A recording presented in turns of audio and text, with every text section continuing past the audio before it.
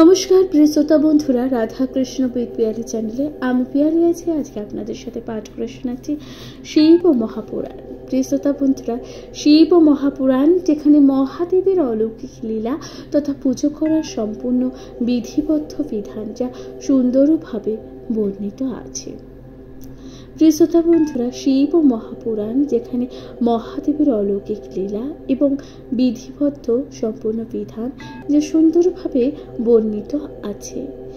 শিব মহাপুরাণ হিন্দু ধর্মের অন্যতম ধর্মগ্রন্থগুলোর মধ্যে অন্যতম। প্রিয় শ্রোতা বন্ধুরা, আজকের আলোচ্য বিষয়বস্তু আপনারা শুনবেন ষষ্ঠ সংহিতা ধর্ম সংহিতা। ধর্ম সংহিতার ৩য় অধ্যায় শুনবেন ত্রিপুর দহনের কাহিনী। শুনতে থাকুন শিব মহাপুরাণ। বিভিন্ন সংহিতায় ত্রিপুর দহনের কাহিনী আছে, সেগুলি ভিন্ন ভিন্ন রকমের। অর্থাৎ এর আগেও আপনারা শুনেছেন ত্রিপুর দহনের কাহিনী, কিন্তু প্রত্যেকটি সংহিতায় কিন্তু ভিন্ন ভিন্নভাবে রচিত আছে ত্রিপুর দহনের কাহিনী। মুনিরা বললেন, হে সুত, ব্যাসদেব মশিগণ, ব্যাসদেব ঋষিদের কাছে শঙ্করের যে সমস্ত গুণ বর্ণনা করেছি, যে গুণ বর্ণনা করেছিলাম তা পুনরায় বর্ণনা করুন। ভক্তরা কল্যাণকারী ও মনোহর গুণ সকল গুণে শঙ্করের পুজো করার জন্য যে ফল লাভ করে তা শুনতে চাই। পূর্বে ৩ ভয়ঙ্কর অসুর জন্মগ্রহণ করেছিলেন। অর্থাৎ পূর্ব সময়ে ৩ ভয়ঙ্কর অসুর জন্মগ্রহণ করেছিলেন, তার বর্ণনা করুন। এবং তারা ছিলেন বীর্যশালী শঙ্কর, এক বাণের দ্বারা কিরূপে যে তাদের অর্থাৎ সেই অসুরদের ৩টি নগর ধ্বংস করেছিলেন তা বর্ণনা করুন। কথা বলছেন। অর্থাৎ সুত মুনিরা তখন সুতোর কাছে, সুত অর্থাৎ কে? সনত কুমার কাছে জানতে চাইলেন। সুত তখন বললেন, তারকাক্ষ, বিদ্যুৎ নালী ও কমলাক্ষ নামক ৩ অসুর সকলের সমান বলশালী, জিতেন্দ্রিয়, জিজ্ঞেসু, সংযত ও সত্যবাদী। এই ৩ অসুর বিলাসিতার সকল ভোগ্য বস্তু পরিত্যাগ করে সুমেরু গুহার গিয়ে অতি কঠোর তপস্যায় রত হয়। বসন্তকালের কাম গীত শব্দ বা কোন বাদ্যযন্ত্রের শব্দ তাদের তপস্যা থেকে বিরত করতে পারেননি। গ্রীষ্মকালে সূর্যের কঠোর তাপকে জয় করি চারিদিকে আগুন জ্বালিয়ে তার মাঝখানে তারা ভক্তি ভরে হোম করত। শুধু তাই নয়, বর্ষাকালে নদী সকল অত্যন্ত খরস্রোতা হয়ে থাকে। তারা তাতে ভয় না পেয়ে বর্ষায় প্রবল বৃষ্টি ধরার মধ্যে তপস্যা চালিয়ে গিয়েছিল। শরৎকালে ক্ষুধা তৃষ্ণা জয় করে রম্য ঋদ্ধ ও সর্বোত্তম ফল মূল ও নানান পানীয় সকল ক্ষুদিতদের দান করেছিলেন এবং নিজেরা পাষাণের মতন নিশ্চল ছিলেন। অর্থাৎ নিজেরা তখন পাষাণের মতন নিশ্চল ছিলেন। হেমন্তকালে পর্বতকে আশ্রয় করে অত্যন্ত ধৈর্য সহকারে হিম দ্বারা দেহকে আবৃত করেছিল এবং তার উপর জলার্ত বস্ত্রের আচ্ছাদন দিয়েছিল। হেমন্ত গিরিমা সিক্তে ধৈর্যেন পরমেন চ তুষার দেহ সম্পূর্ণা জল কৃষ্ণেন বাসনা। শিশিরের সময় জলের মধ্যে নিমগ্ন থাকত, তাতেও তাদের মনে কোনো বিরক্তি জন্মায়নি। এইভাবে কষ্ট স্বীকার করে তারা ক্রমশ তপস্যায় উন্নতি করতে থাকে। তারা ওইভাবে 10,000 বছর তপস্যা করে। কিন্তু ওই দীর্ঘ সময় কেউ তাদের মুহূর্তের বলেই মনে হয়েছিল। 10,000 বছর অতিক্রান্ত হলে ব্রহ্মা তাদের সামনে আবির্ভূত হন বরদান করার জন্য। পিতামহ ব্রহ্মা তাদের কঠোর তপস্যা দেখে অত্যন্ত বিস্মিত হয়েছিলেন। তিনি তাদের বলেছিলেন যে, হে দৈত্যনন্দন, দৈত্যনন্দ্রগণ, তোমরা কিসের জন্য এত ক্লেশ করছো? আমি তোমাদের সকল মনোবাঞ্ছা পূরণ করব।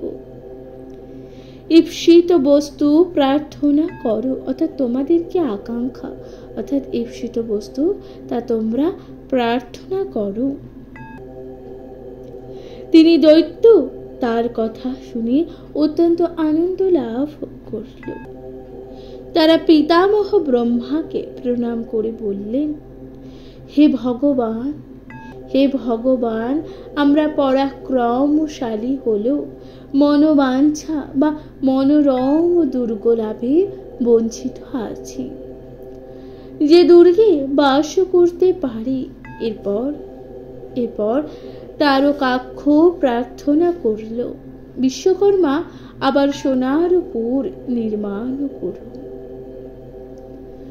দেবগণ যা ভেদ করতে পারবে না, কমলাক্ষ এইভাবে রূপার ও রজতময় পুর প্রার্থনা করল।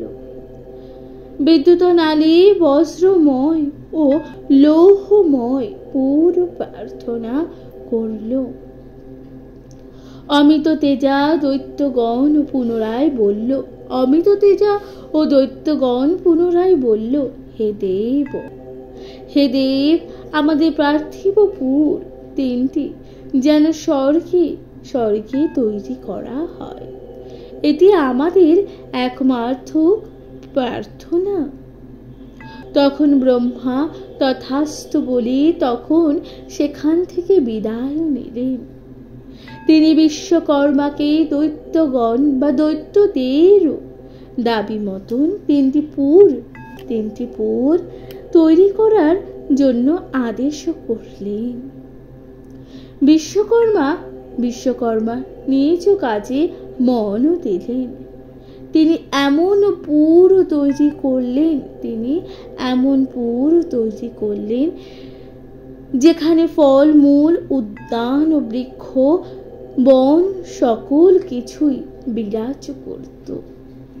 সেখানে নদ নদী প্রভৃতি ছিল সেই পুরো স্বর্গের থেকেও শতগুণ উৎকর্ষশালী। কাম ফলপ্রদ কল্পবৃক্ষ সকল তাতেও সন্নিহিত ছিল। পিতামহগণ সেই সবই অলৌকিক 3টি পুর দেখে সন্তুষ্ট হলেন। তিনি দৈত্যগণকে বললেন, হে দৈত্যেন্দ্রিয়গণ, তোমরা তোমাদের পুরে প্রবেশ করো। তোমাদের যে পুর তাতে তোমরা প্রবেশ করো। দৈত্যগণ ভগবান ব্রহ্মাকে খুশি ও পরিতুষ্ট জানতে পেরে নিজেদের জীবনে নশ্বরত্ব বিবেচনা করে তারা তার কাছে অশ্রু সজল নয়নে নিজেদের জীবনের অনসত্য প্রার্থনা করুন। তারা বলল, তারা বলল, হে ভগবান, হে ভগবান, আমাদের জীবনে জরা রোগ প্রভৃতি যেন কখনো স্পর্শ না করতে পারে। আমরা যেন জরা ও মরণ শূন্য হয়ে কাল যাপন করি। এটি আমাদের একমাত্র প্রার্থনা।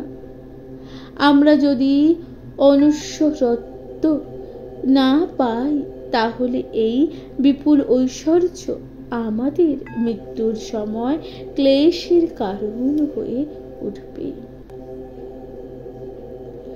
লক্ষাকিং বা বিপুলয় স্থানে ঐশ্বর্যেন বা পুন যত্রৈব মৃত্যুনা গ্রস্থ নিয়তং পঞ্চভি দিনে। ব্রহ্মা 3 দৈত্যের এই রকম বর প্রার্থনা শুনে অত্যন্ত সংকটে পড়েছেন। অর্থাৎ ব্রহ্মাদেব 3টি দৈত্যের এই ধরনের প্রার্থনা শুনে অত্যন্ত সংকটে পড়ে যান। তিনি বললেন, এই জগতে ভগবান শঙ্কর ও নারায়ণ ছাড়া এমন কোনো ব্যক্তি জন্মগ্রহণ করেনি বা করবেনও না, যিনি জরা ও মৃত্যুকে জয় করতে পারেন না। এই দুই দেবতা ধর্মাতীত ও কারণ রূপী হল স্বেচ্ছাক্রমে তারা জন্মগ্রহণ করেন। যদি কোনো ব্যক্তি জগতের অনিষ্টের জন্য তপস্যা করে, তাহলে তার তপস্যা সকল হলেও অচিরেই সেই তপস্যা বিফল হবে। সুতরাং কল্যাণের জন্য তপস্যা করা ভালো। তিনি আরো বলেন, হে অনঘ দৈত্যগণ, আমি সাক্ষাৎ অমরত্ব দানে অক্ষম। ফলে তোমরা বুদ্ধি বিবেচনা করে এমন বর প্রার্থনা করো, যাতে মৃত্যু মুখে না পড়ো এবং অমরত্ব লাভ যেন না করার কথা চিন্তা করা হয়। আমি সেই বর প্রদান করতে কুণ্ঠিত হব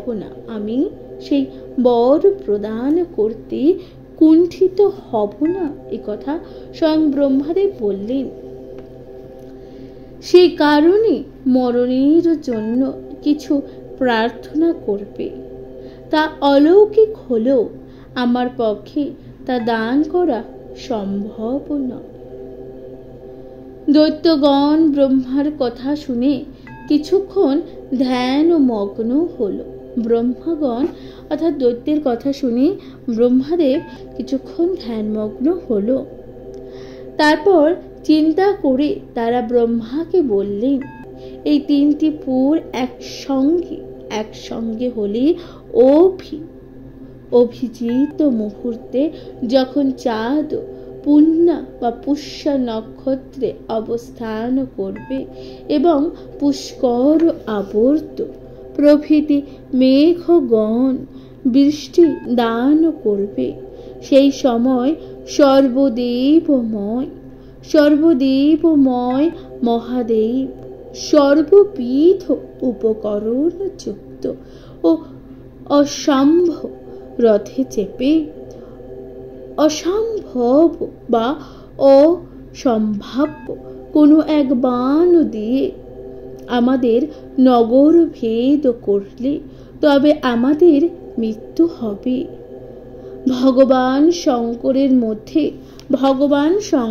মধ্যে কোনো বৈরিতা নেই। তিনি অত্যন্ত সমদর্শী,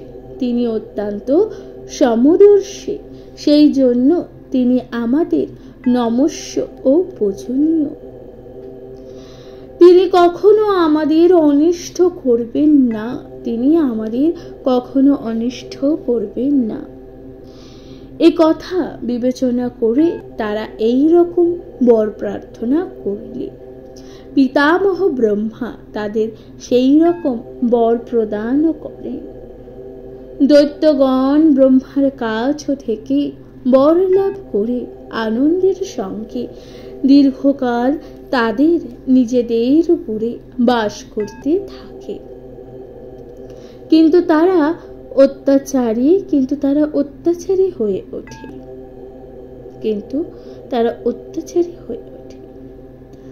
তত লব্ধু বরাস্থে তু নিঃসন্স্তিষ্য তত্র সদ্যং ত্রৈলোক্য মুদু সাধ্য প্রবিশ্য নগরানিতে। দেব দৈত্য সাধুগণ তাদের অত্যাচারে অতিষ্ঠ হয়ে দেবাদিদেব শঙ্করের শরণাপন্ন হন। তারা নানা স্তবে মহাদেবকে আরাধনা করতে থাকেন।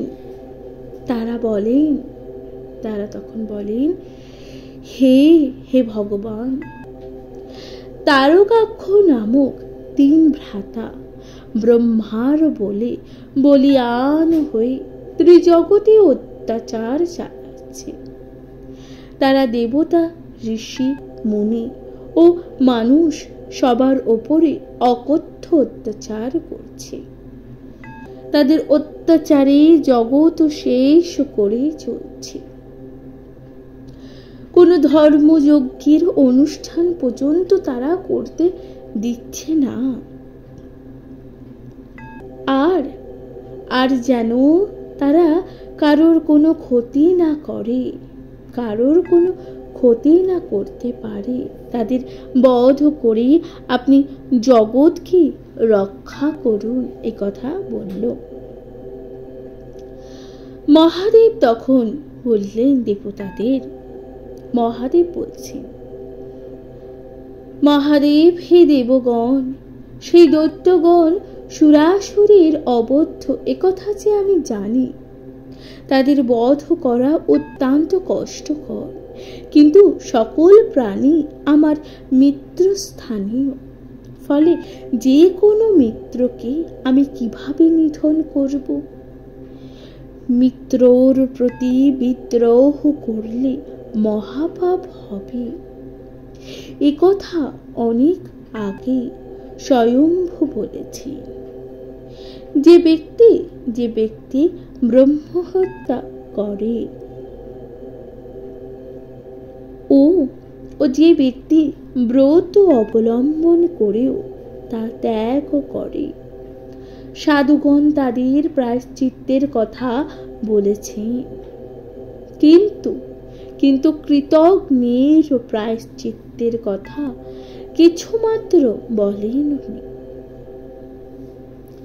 ব্রহ্মগ্নে চ সুরাপে চ স্থেয় ভগ্নপ্রতি তথা নিষ্কৃতি বিহর্ত স্তম্ভে কৃতস্নে নাস্তি নিষ্পত্তি। ব্রহ্মা মহাদেবের এই কথা শুনে বললেন, হে দেব, আপনার কোনো পাপ তো হবে না, কারণ আপনি যোগীদের মধ্যে প্রধান। সাধু ও সৎদের ব্রহ্মা যখন রক্ষা করার জন্য অসাধু ও অসৎদের বধ করা আপনার কর্তব্য। রাজা যদি দুষ্টদের নাশ করে তবে রাজার কোনো পাপ হয় না, বরং তার ধর্ম রক্ষাই করা হয়।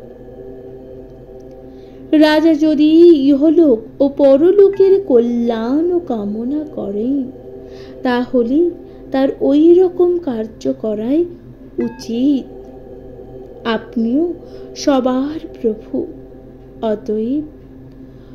অতএব দুষ্টদের বধ করে শিষ্টদের পালন করাই আপনার একান্ত কর্তব্য।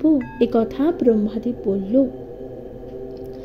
মহাদেব মহাদেবীর একথা শুনে ব্রহ্মাকে তখন বললেন, মহেশ্বর, আমার রথ নেই, সারথি নেই, যাতে চড়ে আমি ধনুর বাণ নিয়ে দুষ্টের দমন করব।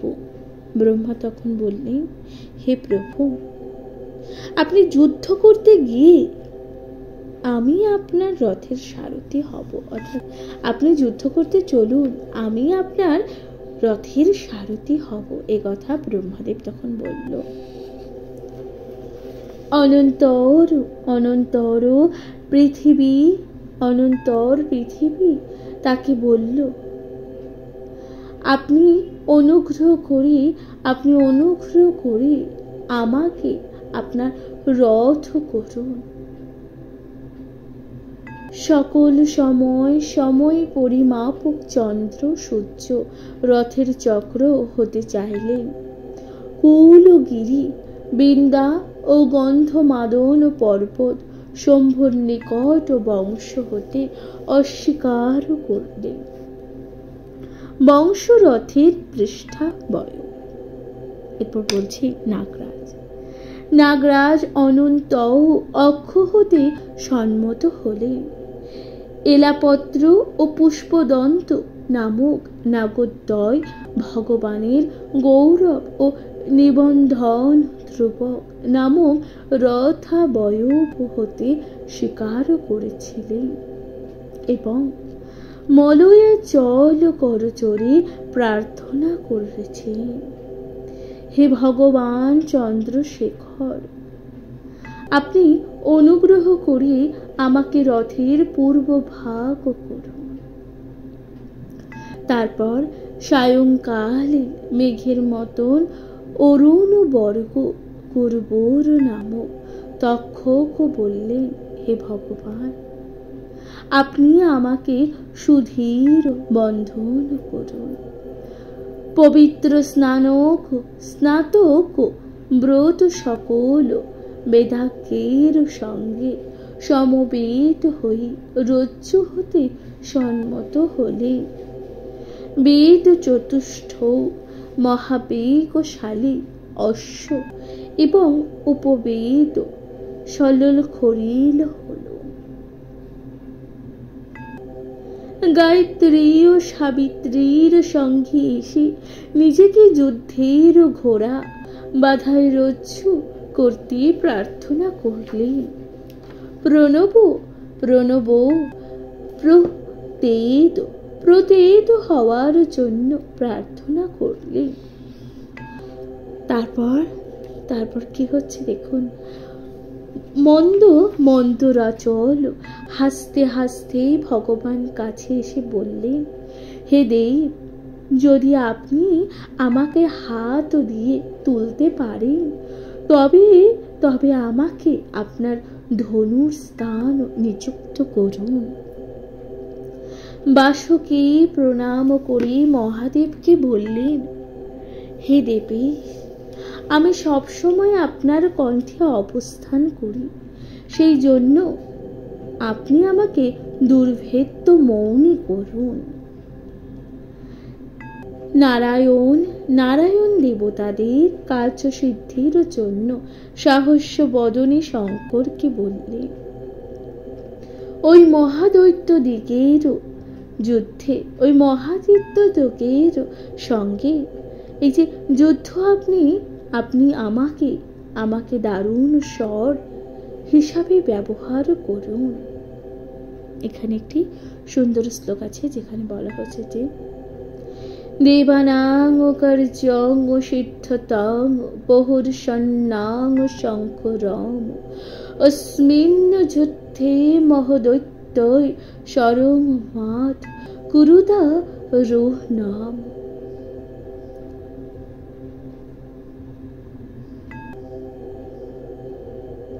বৈশ্যানরনামা কালাগ্নি অত্যন্ত ক্রুদ্ধ হলেন। তিনি গুরুদণ্ডশালী কামরিপুকে বললেন, হে ভগবান,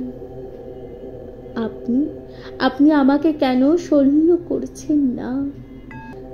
এই কথা বলে বৈশ্যানর ভয়ঙ্কর ভাবে ভীষণ হাসলেন। হাস্য করার সময় তার মুখ ইত্যাদি শরীরে 7 তারা থেকে বিদ্যুতের মতন কুটিল চঞ্চল ভয়ানক শিখা বের হতে লাগলো। ভূত পিশাচগণ ভয়ঙ্কর শব্দ করেছিল। সকল প্রকার ব্যাধিও যমরাজের পরাজিত করে এসেছিল। নানান আকৃতিশালী ও কর্মজ ও জনিজ রাক্ষসগণ এবং রতিপরায়ণ ও মায়া বিমোহিত যে সকল ব্যক্তি ত্রিপুরবাসী দৈত্যগণের সঙ্গে বাহ্য সম্পর্কে যুক্ত ছিল, সেই সময় তারাও হঠাৎ মুহূর্তের মধ্যে পুড়ে ছাই হয়ে গেল। তারা পুড়ে ছাই হয়ে গেলে বিষ্ণুদেব সেই অগ্নিকে পুনরায় বললেন, তোমাদের যা কর্তব্য তা প্রায় সম্পূর্ণ হয়েছে। এখন মহাদেবের বাণের অগ্র থেকে তাদের সকল সৈন্যদের দাহ করা মাত্রই বাকি। তাও তুমি অনায়াসে করতে পারবে। ভগবান পাবক বিষ্ণুর কথা শুনে দাহ থেকে বিরত হয়েছিলেন। এরপর বায়ু ও চন্দ্রমা মহাদেবকে বললেন, হে বৃষ, শরীর পাখা ও পুঙ্খদের আমাদের যথাক্রমে নিয়োজিত করুন। যম মহেশ্বরকে তখন বললেন কি বললেন শুনুন। আপনি ইচ্ছা করলে আমাদেরকে সল্লাগ্নি এই যে নিযুক্ত করতে পারেন। এরপর বিদ্যুৎ সমগ্রের মধ্যে শতরথ নামী বিদ্যুৎ শঙ্করকে বললেন, দয়া করে আমাকে শল্যশোধন কাজে নিযুক্ত করুন। সংবর্তক প্রভৃতি মেঘগণ বলল, হে বিভো, দেবতাদের আলয়ভূত সুমেরু পর্বতে আমাদের স্থাপন করুন। মহেশ্বর এই কথা শুনে বললেন। তারপর তিনি দেবতাদের সঙ্গে আলোচনা করি সকলের প্রার্থনা পূরণ করলেন। অর্থাৎ মহেশ্বর তখন দেবতাদের এই কথা শুনলেন এবং তিনি দেবতাদের সাথে আলোচনা করে সকলের প্রার্থনা পূরণ করলেন। অনন্তর বিশ্বকর্মা রথ তৈরি করে ব্রহ্মার কাছে গেলেন। ব্রহ্মার রথ নিয়ে শম্ভুর কাছে উপস্থিত হলেন। অর্থাৎ স্বয়ং বিশ্বকর্মা রথ প্রস্তুত করে মহাদেবকে দিলেন। ব্রহ্মাদেব হলেন রথের সারথি। সেই রথ নিয়ে শম্ভুর কাছে গেলেন। ত্রিশূলধারী যখন সেই দিব্য রথে চড়ে বসলেন, সেই সময় গন্ধর্ব, পর্ণজ্ঞ ও মুনিগণ তার স্তব করতে লাগলেন।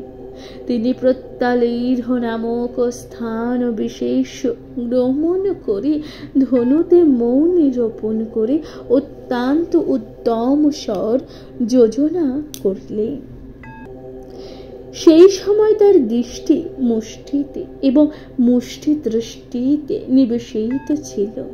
তিনি এইভাবে অনেক বছর অবস্থান করেছিলেন।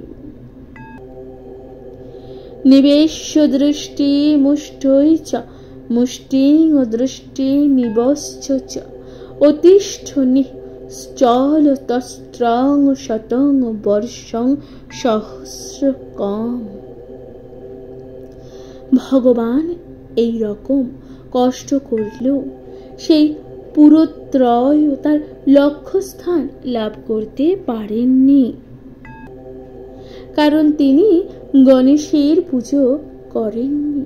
তারপর ধনুর্বাণ ধারী বিরূপাক্ষ বোম কেশ অন্তরিক্ষ থেকে মনোহর এক দৈববাণী শুনলেন। হে জগদীশ, আপনি যতক্ষণ না গণেশের অর্চনা করবেন ততক্ষণ এই পুত্রদ্বয় পুরীতে দিতে পারবেন না। মহেশ্বর তখন দৈববাণী শুনলেন।